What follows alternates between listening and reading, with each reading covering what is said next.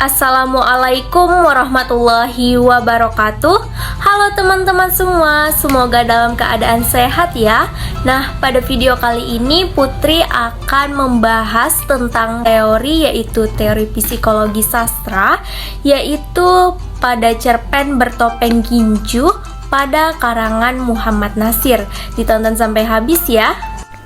Di sini aku akan membahas ataupun mengkaji tentang teori psikologi pada cerpen Bertopeng Ginju karangan Muhammad Natsir. Sebelum itu, kita terlebih dahulu harus mengetahui apa itu psikologi sastra. Nah, psikologi sastra ini merupakan kajian sastra yang memandang karya sastra sebagai aktivitas kejiwaan. Pengarang akan menggunakan cipta, rasa, dan karsa dalam karyanya tersebut. Begitu pula dengan pembaca. Dalam menanggapi karya juga tak akan lepas dari kejiwaan masing-masing. Konflik-konflik yang dialami oleh tokoh dan cara-cara penyelesaiannya dapat menjadi petunjuk adanya unsur psikologi dalam sebuah karya sastra.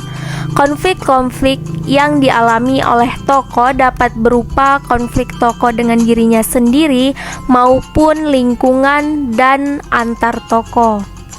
Nah, seperti yang dikemukakan oleh Harzana pada tahun 1994 pada halaman 66, bahwa orang dapat mengamati tingkah laku para psikologi itu yang disebut sebagai psikoanalisis, yang menekan pada penyelidikannya pada proses kejiwaan dalam ketidaksadaran.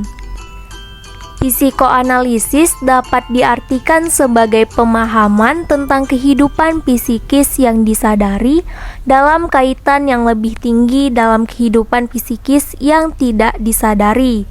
Nah, teori psikoanalisis ini menurut Sigmund Freud ada 3 jenis, yaitu yang pertama ID, yang kedua yaitu ego, yang ketiga yaitu superego. Nah, kita akan membahas apa itu ID. Nah, ID ini merupakan aspek biologis kepribadian yang berhubungan dengan prinsip kesenangan ataupun penguasaan dorongan seksual. Sedangkan untuk ego ini bersifat menekan ID, yang dimana kuat dalam bentuk aktivitas sadar maupun prasadar dengan berpegang pada prinsip kenyataan ataupun reality principle. Nah, kita masuk ke superego. Apa sih superego itu? Superego ini merupakan aspek sosiologis kepribadian yang merupakan hal yang ideal daripada yang real. Biasa yaitu lebih menekankan kesempurnaan daripada kesenangan. Superego juga merupakan lapisan yang menolak sesuatu yang melanggar norma. Superego dapat dikatakan sebagai dasar hati nurani yang erat hubungannya dengan moral. Nah, dalam cerpen Bertopeng Ginju karya Muhammad Natsir ini terdapat tokoh Lia, di mana Lia ini merupakan tokoh sentral dalam cerita tersebut, di mana cerita berawal dari kehidupan tokoh Lia yang hidup dalam mandiri tanpa ada perhatian dari kedua orang tuanya. Sejak kecil ia tergolong menjadi anak yang pendiam. Keluguannya di masa kecil yang menuntun yang menjadi seseorang anak yang mandiri dan penurut. Ia hanya bisa menerima keadaan yang diterimanya. Perhatian yang kurang dari orang tuanya membuat ditambahnya dengan sifat dahlia yang sering marah, membuatnya menjadi sosok pendiam dan lemah. ID dalam cerpen ini terlihat pada tokoh yang saat kecil hidupnya tidak pernah mendapat perhatian dari orang tuanya. Dia selalu mengerjakan sesuatu sendiri. Orang tuanya merupakan orang yang sibuk dengan dunianya sendiri. Hal itulah yang membuat tokoh Lia menjadi sosok yang pendiam dan penurut, juga terkekang dengan sifat orang tuanya yang tergolong keras. Nah, kita masuk ke ego.